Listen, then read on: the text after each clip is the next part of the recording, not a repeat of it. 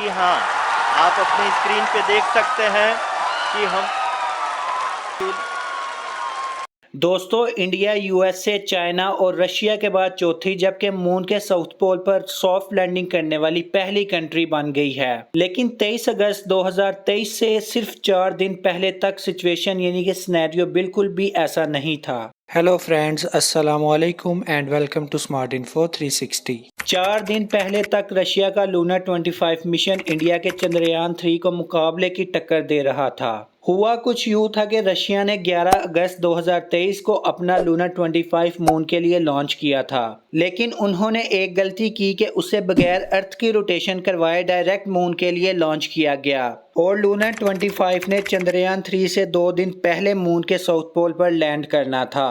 But unfortunately lunar 25 पर हद से ज़्यादा थ्रस्ट लगने की वजह से वो 19 अगस्त 2023 को मून पर सॉफ्ट लैंडिंग करने की बजाय मून पर क्रैश कर गया। लेकिन इंडिया ने आखिरकार 2 दफ़ा नाकामी के बाद यानी कि चंद्रयान 1 और 2 के बाद तीसरी दफ़ा अपने चंद्रयान 3 को चांद के साउथ पोल पर सॉफ्ट लैंड करवा ही लिया। यकीनन आपके जहन में भी ये सवाल बार बार आ रहा होगा कि चाइना, यूएसए और रशिया तो पहले ही चांद पर सॉफ्ट लैंडिंग कर चुके हैं, लेकिन ये साउथ पोल कौन सा हिस्सा है? तो बात करते हैं चांद के साउथ पोल के हिस्से के बारे में। ये चांद का वो हिस्सा है जो कि बिल्कुल अनएक्सप्लोर्ड है। यहाँ पर आज तक कोई भी मिशन लैंड नहीं हो सका। ये हिस्सा इंतहाई ठंडा है और ये हिस्सा इंतहाई अंधेरे वाला है, यानी कि यहाँ पर सूरज की रोशनी भी नहीं पड़ती। अब बात करते हैं कि आखिर इंडिया ने ये मिशन लॉन्च ही क्यों किया, इसकी वजह क्या है। लेकिन जो भी हो, इंडिया अपनी इस कामयाबी पर मुबारकबाद का हक रखता है। चंद्रयान 3 मिशन का मकसद मून पर प्रीशियस मिनरल्स को ढूंढना है और साथ ही साथ ये फ्यूचर में मार्स पर जाने के लिए एक ब्रिज का काम भी करेगा।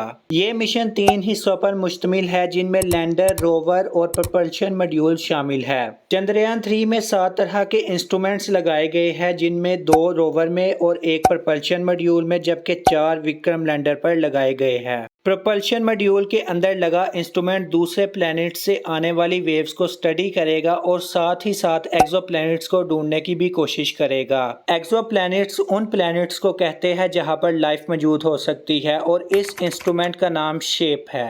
रोवर के अंदर मौजूद 2 इंस्ट्रूमेंट लीप्स और एपी एक्सेस मून पर मिनरल्स ढूंढने में मदद करेंगे कि मून की सतह पर और इसके अंदर क्या क्या मौजूद है, चांद की मिट्टी किन किन चीज़ों से मिलकर बनी है और इनकी मदद से हम चांद के बारे में मुकम्मल मालूमात हासिल कर सकेंगे। जबकि विक्रम लैंडर के अंदर 4 इंस्ट्रूमेंट्स मौजूद है, जिनके नाम है LRA, चास्टी, राम्बा LP और इल्सा। जबकि विक्रम लैंडर का कुल वजन 1750 किलोग्राम है। इन 4 इंस्ट्रूमेंट्स में से LRA को नासा ने इसरो को भेजा था, जो कि एक रिफ्लेक्टर है। इस पर जमीन से एक खास किस्म की लेजर मारने से वो लेजर रिफ्लेक्ट होकर जमीन पर वापस आएगी, जिससे जमीन से चांद की दूरी का अंदाजा लगाया जा सकेगा।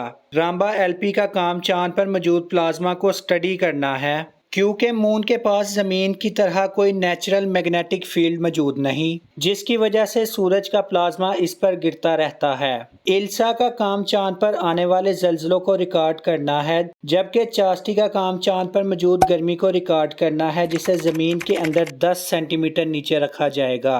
तो दोस्तों, मुझे उम्मीद है कि आपको ये चीज़ क्लियर हो चुकी होगी कि चंद्रयान 3 का असल मकसद क्या है। इसका असल मकसद यही है कि चांद के मुतालिक तमाम इंफॉर्मेशन इकट्ठी करना, जो कि इन फ्यूचर इंसानों को चांद पर बस्ती बनाकर रहने में मदद देगा। इस कीमती मालूमात के लिए दोस्तों एक लाइक तो बनता है और आप लोग भी अपनी कीमती राय का इजहार कमेंट सेक्शन में ज़रूर करें।